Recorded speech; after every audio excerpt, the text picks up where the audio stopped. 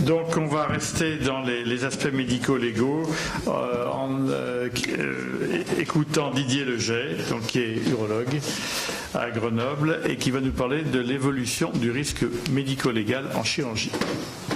Merci Xavier, merci Hubert de m'avoir invité. J'ai toujours grand plaisir à partager avec vous un moment. J'espère faire aussi clairement qu'a fait notre collègue Dr Lionel Collet. Alors, d'abord, c'est pas facile en 20 minutes de vous résumer 25 siècles de construction juridique qui ont amené aujourd'hui au risque médico-légal. Vous avez d'un côté Hippocrate, il y a donc 5 siècles avant Jésus-Christ. Vous avez aujourd'hui la réalité du monde médico-légal. C'est une publicité. À Marseille, la semaine dernière, les avocats annoncent clairement leur volonté de s'inscrire dans le risque médico-légal, et vous l'avez vu à Grenoble récemment avec un neurochirurgien, un chirurgien du rachis. Donc aujourd'hui, nous sommes surveillés par les avocats. Alors j'ai pas de conflit d'intérêts, je pense que j'ai essentiellement des intérêts convergents au service de la profession depuis plus de 30 ans, et l'Académie m'a fait l'honneur de m'élire membre associé. En dehors de ça, je suis conseiller ordinal, vice-président, syndicaliste et assureur, vous le savez pour ceux qui me connaissent, et urologue. Alors on va se balader un petit peu dans le risque médico-légal et la construction du risque médico-légal. J'aime bien revenir sur l'histoire et l'historique. D'abord, ça commence par Hippocrate. Hippocrate nous annonce qu'on doit informer les patients des décisions envisagées, qu'on ne doit jamais leur tromper et qu'on ne doit jamais se servir de cette situation dominante pour en tirer un bénéfice personnel. On va être tranquille, les médecins, la justice du Moyen-Âge s'installe avec 30 000 cours seigneurales qui vont rendre la justice. Et à l'époque, c'était simple. Le barbier, c'est ce que nous étions. Si on était au service du Seigneur, on était protégé. Il n'y avait jamais de risque médico-légal à l'époque. C'était le Seigneur qui décidait de tout. Et le vassal allait jusqu'à lui confier sa vie. Et puis tout va basculer pour le barbier que nous sommes et les chirurgiens d'aujourd'hui en 1789. À la Révolution française, c'est les fondamentaux de la justice en France, puisqu'on va considérer que les hommes naissent égaux en droit, qu'il n'y a plus un dominant, un dominé. Et dans ces conditions, puisque les hommes sont égaux en droit, on va construire une force publique qui doit juger si entre le barbier devenu chirurgien et le patient, lequel des deux a éventuellement commis un manquement.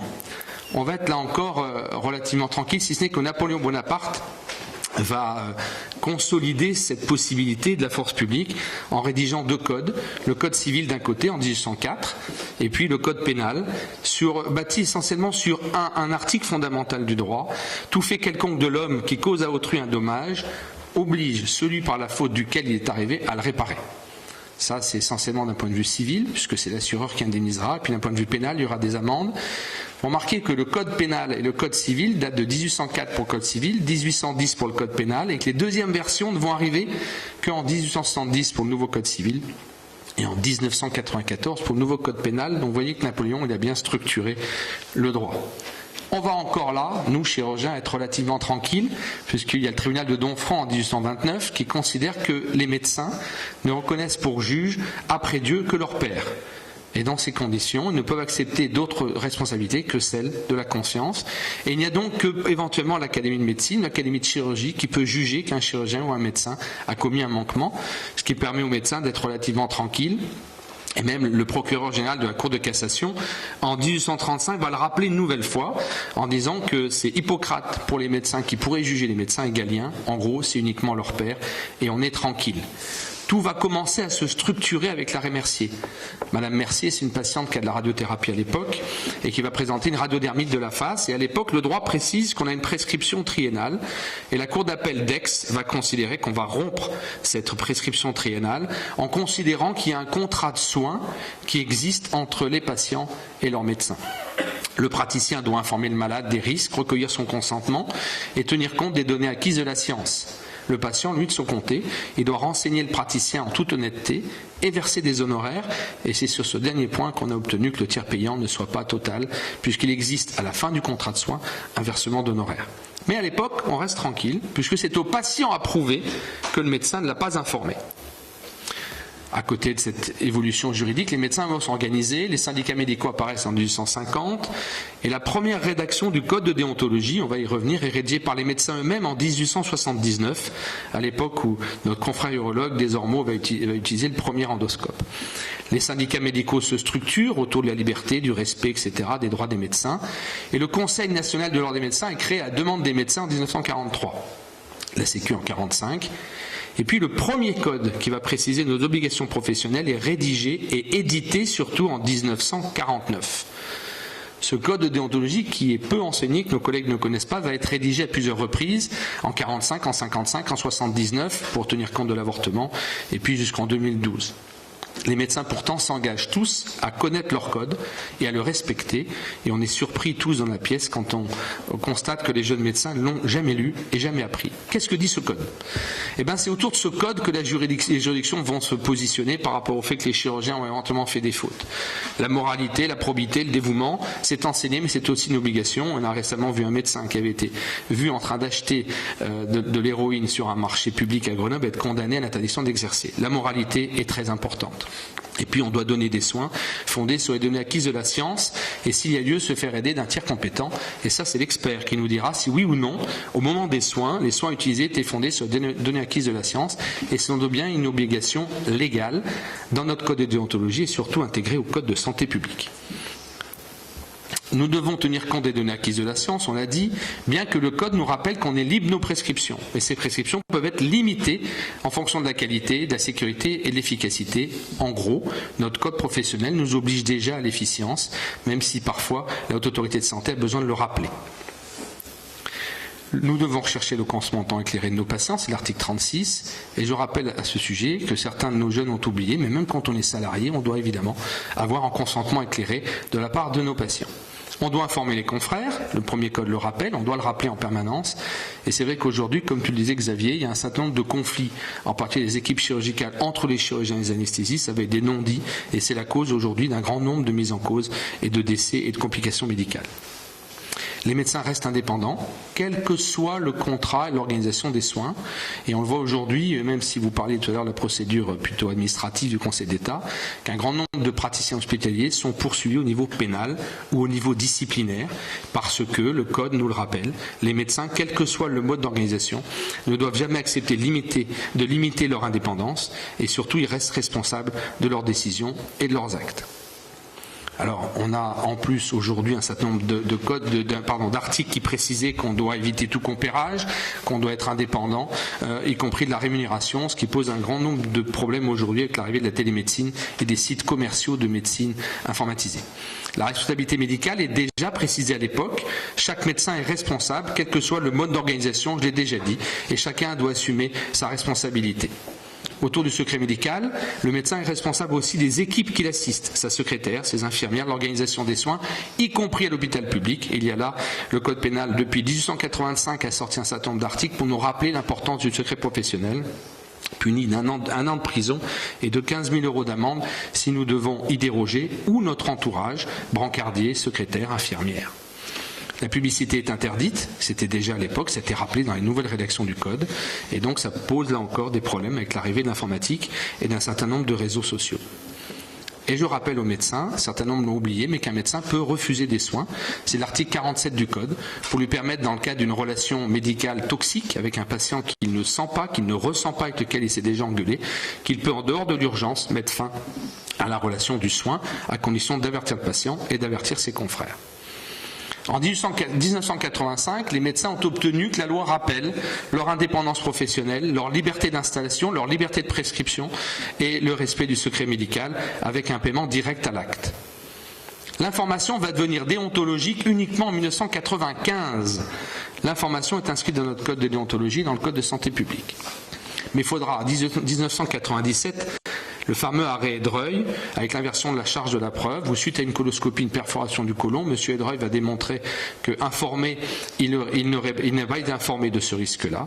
Et la Cour de cassation va estimer qu'effectivement, c'est à celui qui a le savoir qui doit prouver qu'il a informé. Et c'est à partir de 1997 que toutes les juridictions vont basculer, avec un nombre de condamnations qui va exploser. L'arrêt de la Cour de cassation de 1999 et en 2000 vont même rappeler qu'on doit informer le malade de tous les risques, y compris les risques rares et exceptionnels dans la mesure où ils sont connus. En 2002, la très belle loi de Bernard Kouchner va créer les commissions de conciliation d'indemnisation, va rendre l'obligation d'assurance obligatoire, jusqu'en 2002 c'était pas obligatoire, va mettre en place des plafonds d'assurance, 3 millions par sinistre et 10 millions d'euros par an.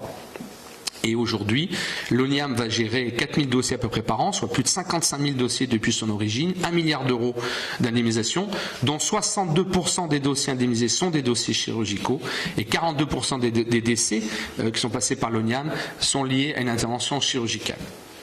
Au 30 décembre 2002, il va y avoir une réalité juridique très importante. On est passé du fait générateur à la base réclamation. C'est donc au moment où le chirurgien va recevoir le courrier de réclamation, c'est l'assureur au moment de la réclamation qui va dorénavant assurer le risque, puisqu'à la fin des années, au début des années 2000, après l'arrêt Edreuil, un certain nombre d'assureurs avaient quitté le marché français. Et donc Bernard Kouchner et son équipe ont dû trouver une solution. Les plafonds sont insuffisants et donc le 28 décembre 2011, on va remonter les plafonds à 8 millions d'euros par sinistre et à 15 millions d'euros par an. Et puis surtout, on va obtenir la création d'un fonds de mutualisation puisqu'il existait des trous de garantie sur lesquels je reviendrai tout à l'heure si vous avez des questions. En gros, en 2002, tout est posé. La médecine et le droit sont enfin mariés. C'est pas si simple. Et on peut quand même regretter que deux de nos confrères aient été condamnés par l'ordre à l'époque, et on peut leur rendre hommage, que ce soit Raoul Palmer, 3 blâmes pour avoir défendu le droit à la contraception chez la femme et l'avortement, et puis Philippe Mouret pour avoir défendu la chirurgie ambulatoire et avoir été interdit d'exercer par l'ordre national avant d'être remis dans ses fonctions. Les règles de responsabilité qui donc étaient construites sur tous ces textes, c'est un manquement, une faute, un dommage avec un lien de causalité que l'expert va montrer du doigt pour aider le juge à choisir. Aujourd'hui, enfin à condamner. Aujourd'hui, il existe en gros 5 procédures. 3 procédures pour indemniser les tribunaux administratifs jusqu'au Conseil d'État, les tribunaux civils et puis les CCI. Mais il y a quand même 2 autres procédures qui sont essentiellement utilisées par les patients pour sanctionner un chirurgien, les tribunaux pénaux et la procédure disciplinaire ordinale. Les condamnations principalement aujourd'hui, c'est autour du devoir d'information et les chirurgiens n'ont pas de responsabilité plus forte que le devoir d'information et il n'y a pas de jurisprudence plus étendue dans tous les textes en dehors de l'information. Même si l'interdiction nosocomiale aujourd'hui il y a beaucoup de jurisprudence, c'est autour de l'information que vous voyez tous ces textes qui nous obligent à faire très attention. Aujourd'hui, sur un défaut d'information, on peut avoir une condamnation jusqu'à une indemnisation de 100% sur le simple fait que le patient n'ayant pas été informé, il n'a pas pu choisir une alternative à la chirurgie. Et puis, apparition en 2010 de la Cour de cassation et en 2012 par le Conseil d'État de la reconnaissance d'un nouveau préjudice qui a agacé un certain nombre de nos confrères, qui est la reconnaissance qu'un patient chez qui arrive une complication, à mesure où il n'a pas été préparé psychologiquement, à mesure où il n'a pas été informé, il a un préjudice d'impréparation qui s'indemnise de façon tout à fait autonome. Alors derrière, on a mis en place des documents d'information. Un certain nombre de sociétés savantes les ont publiés pour aider le confrère à consolider son information orale, et vous en parliez tout à l'heure. L'Association française d'urologie, donc je fais part, vient elle de se ressortir toutes ces fiches, plus de 300 fiches, dans lesquelles on a rajouté un document pour valider le consentement éclairé du patient après avoir été informé d'un certain nombre de risques. Côté législatif, après cet état des lieux sur près de 2 siècles, d'autres obligations ont apparu, à juste titre. L'antibioprophylaxie en 92, la prise en charge de la douleur en 2000, la prévention de la maladie thromboembolique en 2001, les réunions de concertation pluridisciplinaires, les plans personnalisés de soins en 2007, l'arrivée de la télémédecine qui bouscule aujourd'hui, y compris les conseillers ordinaux parce qu'on est un peu perdu, en 2009, 2010, 2019, l'arrivée de la checklist en 2010, l'arrivée du RGPD en mai 2010 pour tous ceux d'entre nous qui ont des bases de données, en particulier en libéral, mais aussi à l'hôpital, avec des condamnations pouvant aller jusqu'à 5 ans d'emprisonnement et 300 000 euros d'amende. Côté jurisprudence, la Cour de cassation a sorti deux décisions qui me paraissent intéressantes. D'abord, l'arrêt de la compresse oubliée. L'arrêt de la compresse oubliée, c'est un patient qui est hospitalisé et qui a été opéré par au moins 6 équipes, et au bout d'une quinzaine d'années, on retrouve une compresse oubliée. Donc il va mettre en cause toutes les équipes chirurgicales. Et la Cour de cassation va estimer dans sa sagesse que le principe fondamental de la responsabilité médicale, qui fait qu'on doit pouvoir identifier le professionnel responsable, ne doit pas déroger. Dans ces conditions, le patient ne sera jamais indemnisé, alors qu'au départ, l'expert avait montré du doigt 15% de responsabilité pour toutes les équipes. La Cour de cassation estime que dans la mesure où on ne peut pas désigner l'équipe responsable de l'oubli de compresse, il ne peut pas y avoir d'indemnité. Et malheureusement, elle regrette dans ces conditions que ça remette en question l'équité entre un patient et les équipes médicales. Et puis il y a une décision de la Cour de cassation de 2017 qui a fait beaucoup de bruit. C'est un chirurgien plasticien qui faisait un lifting Et il a constaté et autorisé en quelque sorte l'anesthésiste à quitter la salle et le patient va faire un arrêt cardio-respiratoire sur table. Et la Cour de cassation va estimer à juste titre que l'équipe chirurgicale est une équipe et que le chirurgien ne doit pas accepter que l'anesthésiste sorte de la salle et elle reste seule. Le chirurgien a donc été condamné pour plus de prudence et de diligence à l'avenir. Et demain, on a ce que rappelait Louis Porte, premier président du Conseil national d'ordre de médecins.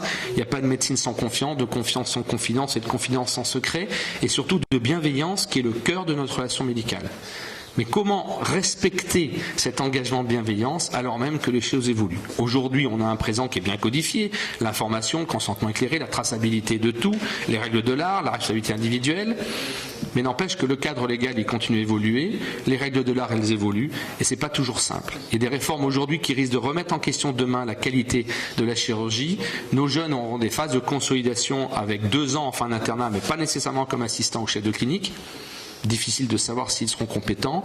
On va supprimer le concours de PACES, supprimer le concours d'internat, supprimer le concours de PH, prendre 50% des médecins venant d'autres filières comme le droit, les langues ou autres pour intégrer directement la 2e ou 3e année de médecine. On va mettre en plein exercice les diplômes extra-Union européenne. On arrive l'arrivée de la télémédecine, l'arrivée du DPC, la recertification avec notre collègue Usan, l'accréditation. Tout ça doit-il nous faire douter sur le futur? L'exigence de nos concitoyens, c'est l'excellence de la chirurgie, mais dans l'évolution du risque médico-légal aujourd'hui, je ne suis pas certain qu'on puisse la garantir. Merci de votre attention.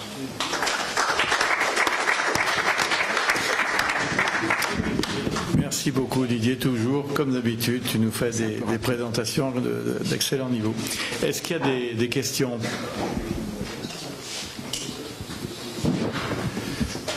Si tu as un système, maintenant on a parlé d'intelligence artificielle tout à l'heure, de décision médicale prise par un ordinateur qui a l'intelligence artificielle. En cas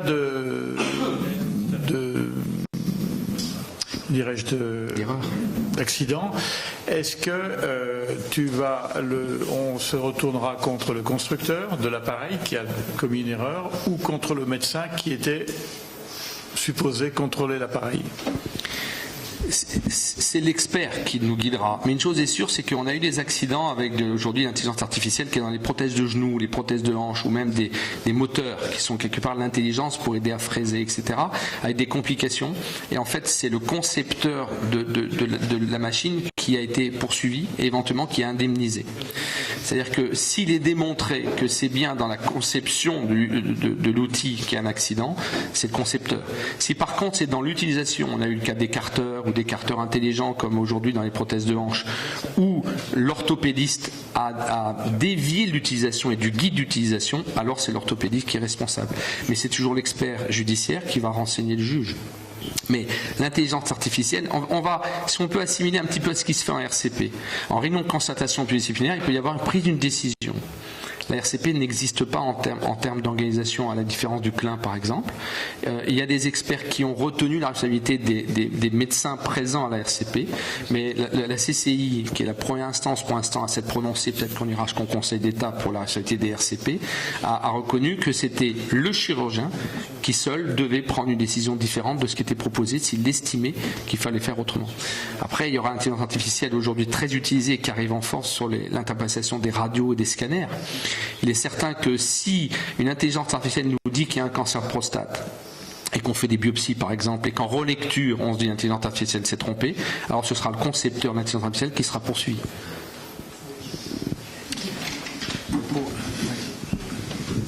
Qu'est-ce qui fait preuve irréfutable que nous avons donné une information claire et intelligible?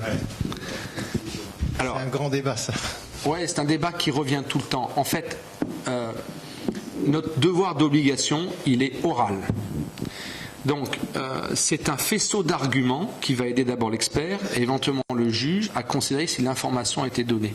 Ce faisceau d'arguments, il repose aujourd'hui très clairement sur les documents d'information qui sont donnés, sur le recueil d'un consentement éclairé signé, sur la remise d'un document d'information par le chirurgien et l'opérateur en présence du patient avec un délai de réflexion. Aujourd'hui, en chirurgie esthétique, il y a 15 jours incompressibles. pour le chirurgien esthétique, mais aussi pour l'anesthésiste qui parfois les voit 3 jours avant. Or, le risque anesthésie, rentrant dans le risque de la chirurgie esthétique, devrait être fait 14 jours avant. Le nombre de consultations, le nombre de courriers. Moi, j'invite tous les jeunes médecins que je rencontre à donner les courriers de consultation aux patients. Il y a encore trop de patients qui n'ont pas le droit à accéder à leur dossier médical, ce qui est absurde. Les documents d'information, les consentements éclairés signés, le fait que les malades soient revus, et pour les chirurgies lourdes, voire dangereuses, le fait qu'ils soient revus avec leur personne de confiance. Et là encore, on rencontre des confrères qui refusent de recevoir un patient accompagné de la personne de confiance, qui est là aussi tout à fait illégal, et ce qui permet de montrer. Après, les condamnations sont aujourd'hui de plus en plus rares. Paradoxalement, elles sont en train de glisser sur les médecins généralistes, parfois sur l'urgence, mais en urgence, il n'y a pas de devoir d'information renforcé. Mais par contre, elles glissent sur les médecins généralistes qui aujourd'hui n'informent les malades sur presque rien, y compris sur les effets secondaires des médicaments ou autre chose, alors qu'en chirurgie, aujourd'hui, globalement, la procédure d'information est quand même très bien codifiée, avec toutes les sociétés savantes qui ont publié pour chaque intervention des fiches d'intervention, même si en chirurgie vasculaire, je dirais en maxillofacial ou ailleurs, on manque de fiches encore pour tout expliquer. Je peux juste rajouter. Signer un document, on peut toujours trouver un expert qui dit oui ou un malade qui dit oui, mais je l'ai signé sans voir. En revanche, quelque chose qui est très fort, c'est le schéma. Oui. Je crois que c'est quelque chose qui est sous-estimé et qui est fait parce qu'il n'est pas standard, il est toujours. Voilà, moi je crois que ça me paraît important. Mais l'obligation d'information, moi je trouve pas que ça glisse. Hein. Je trouve que c'est tout le temps. C'est toujours mis en avant. Hein. Alors, je ferai 2 remarques. La première sur le schéma, en urologie en tout cas, on vient de refaire toutes nos fiches. Sur première fiche, il y a un schéma qu'on peut annoter lorsqu'on remet le document au patient. C'est très important de montrer, en montrant qu'il y a eu un schéma annoté, ça veut dire qu'il y a eu un dialogue et une discussion. Donc ça consolide. Après, effectivement, l'information est toujours en première ligne. Je suis stupéfait de voir que nos jeunes confrères, ils sont toujours pas préparés à cette information. Ils la redécouvrent quand ils deviennent en responsabilité complètement. Je pense que c'est pas encore assez bien enseigné sur le fait que c'est notre première obligation et qu'humainement parlant, on la comprend. Je dis souvent aux jeunes chirurgiens à qui je fais des conférences en urologie, je leur dis, mais quand vous achetez une cuisine, vous avez une explication de la cuisine qui va vous être vendue, on vous explique quels sont le matériel que vous choisissez, quel est le coût, et vous réfléchissez 7 jours. Pourquoi quand on se ferait opérer, il n'y aurait pas au minimum cette discussion? On engage sa vie, on engage son avenir, il est normal que le chirurgien opérateur vous explique tout ce que vous risquez. Après, là, il y a un décalage, je trouve, sur la pression qui est mise de rendement sur nos confrères hospitaliers et sur la réalité économique des structures chirurgicales. Quand vous avez un tarif de consultation qui remonte à 1985 à 23 € la consultation, c'est difficile de faire une information exhaustive et de qualité sur un temps qui est de plus en plus limité. C'est difficile de faire un parallèle entre une cuisine et un malade. Le patient est autrement plus sensible que pour sa cuisine quand il s'agit de lui-même. Oui, mais là où je suis surpris, c'est qu'il y a plus d'informations données pour une cuisine alors qu'on n'a presque rien à foutre sur l'avenir, et que quand on se fait opérer, on a moins d'informations que si on achetait une voiture ou une cuisine. C'est simplement ça que je veux dire. C'est-à-dire que si pour une cuisine qui n'est rien du tout, on est très bien informé avec un document parfois de consentement qui fait 30 ou 40 pages, pourquoi quand on engage sa vie, on n'aurait même pas une discussion d'une demi-heure sur le fait qu'il y a des risques à se faire opérer. C'est ça que je veux dire. Je ne compare pas le fait d'être opéré à une cuisine. Je confirme, j'ai acheté un Karcher le samedi dernier, et effectivement, il y a... voilà. Mais c'est peut-être pas... Ma question, en fait, elle est... en réalité, tu nous as bien montré qu'il y avait une très nette augmentation des réclamations.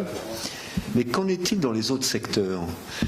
C'est-à-dire, justement, les cuisines, les appareils ménagers. On a l'impression quand même qu'on est dans une société qui est de plus en plus judiciarisée. Et donc, est-ce qu'on suit le cours de tout le monde, finalement? Les mères qui sont attaquées parce que le toboggan, l'enfant est tombé du toboggan. Enfin, tout ça, c'est des choses qui n'existaient pas avant. Bon.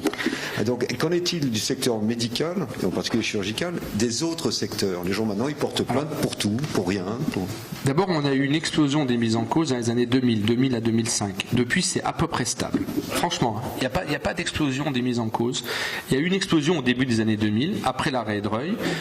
Et puis, le paradoxe d'ailleurs, ce qui rend malheureux nos chirurgiens, c'est qu'on n'a jamais été aussi bon et qu'on n'a jamais eu autant de mises en cause, paradoxalement. Parce que dans les années 70-80, il y avait beaucoup de décès à l'hôpital ou en post-opératoire. Donc, mais c'est toujours comme ça. Sur ce qui est des autres risques, aujourd'hui, les assureurs, que je représente un peu ici, on a 35 000 réclamations tous les jours. tous les jours. Donc on a plus d'1 million et on a 12 millions chaque année. Alors après, il y a des risques. Il n'y a pas plus de mise en cause au niveau de la voiture. Par contre, aujourd'hui, le risque qui attire tout le monde, c'est le vélo et la trottinette. Clairement, les sinistres en trottinette explosent, avec des sinistres de plusieurs centaines de milliers d'euros, ce qui fait qu'ils sont en train de sortir la trottinette de l'assurance maison, etc.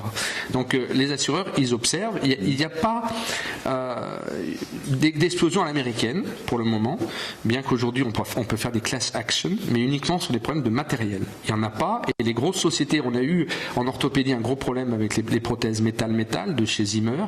Zimmer a réagi immédiatement. Dès qu'on a eu, nous les assureurs, la moindre réclamation, Zimmer rentre en contact directement et indemnisé. Mais il y a 32 à 33 000 réclamations par jour dans les cabinets d'assurance sur le territoire français. 32 000 par jour. 32 000 par jour. Par jour. Oui, on est d'accord. 32 000 par jour, ça fait 1 million par mois à peu près, 12 millions par an. Mais dans lequel il y a des dégâts des eaux, les accidents de voiture, la trottinette, les dentaires. Ah non, mais vous me demandiez tous les autres secteurs. C'était la réponse. 32 000, les assureurs gèrent 32 000 réclamations par jour dans tous les domaines de la société française. Accidents de voiture, tout ça. Ouais, tout. Merci. Est-ce qu'il y a encore des questions particulières? Non, mais je pense qu'on peut... Oui, docteur Lassalle.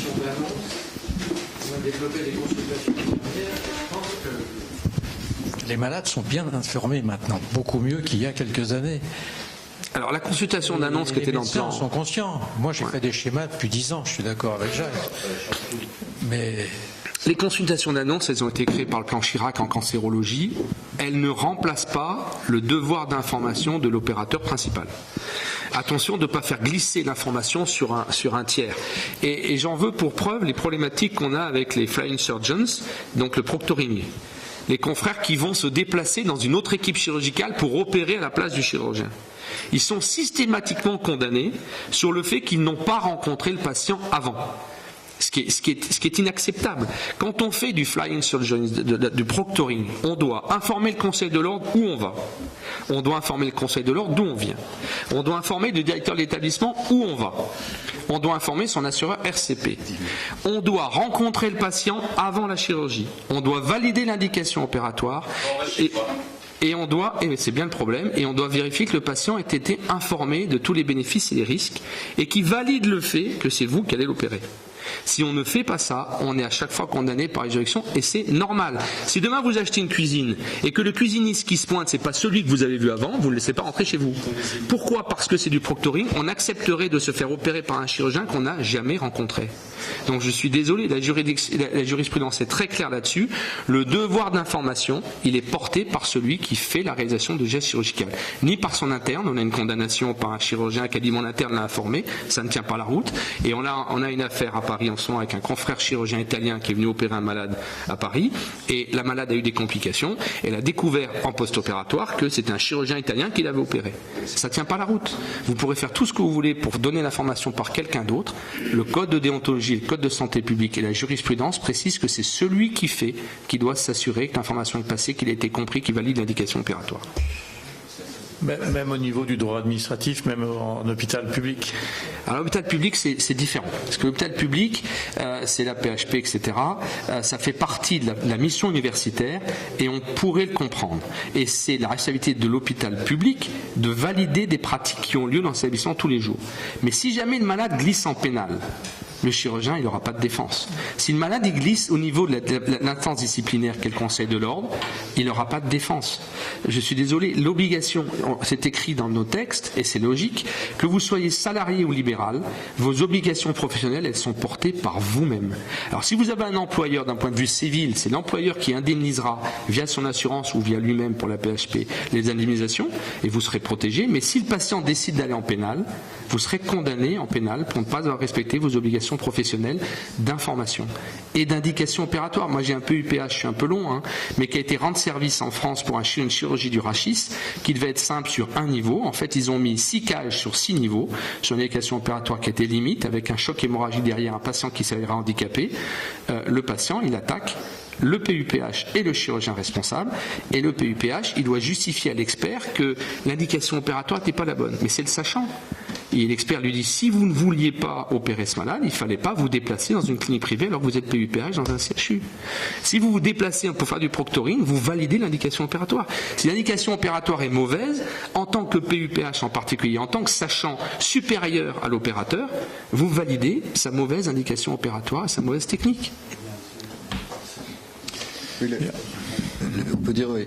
L'Académie est en train d'étudier des préconisations concernant en particulier la chirurgie en direct, qui pose également tout un tas de problèmes qu'il faut, à mon avis, pas interdire, mais avec tout un tas de conditions, dont celles que tu as énumérées tout à l'heure, parce qu'effectivement, il y a des pratiques qui sont un peu déviantes et qui posent des problèmes de responsabilité vis-à-vis des patients. Et ça, l'Académie veut. Il y a des pratiques qui ont été nécessaires à l'enseignement il y a des années.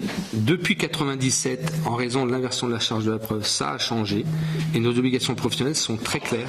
Quand vous allez opérer un malade ailleurs, vous devenez responsable du malade. De même que dans le rendu service, je ne sais pas si vous avez déjà abordé ça à l'Académie, le collègue qui va dans une salle, parce qu'il y a une section de l'urtère par exemple, préparer l'urtère, on en a vu un certain nombre en expertise, le malade devient son malade, il doit ensuite aller l'informer en post-opératoire qu'il a mis une sonde double J qu'il a réparée, la revoir en consultation, et pour concrétiser le contrat de soins, s'il est hospitalier, il y aura une facturation de son intervention, et s'il est libéral, il fera une feuille de soins pour facturer. C'est ce qui conclut le contrat de soins, et ce qui du coup fait que le malade devient son malade. Donc il fait un compte rendu opératoire et il le prend en charge. Et le rendu service aujourd'hui est une des grandes causes de mise en cause médico-légale des chirurgiens en France. Bien, merci. Merci beaucoup. Je pense qu'on peut conclure. Merci de votre attention.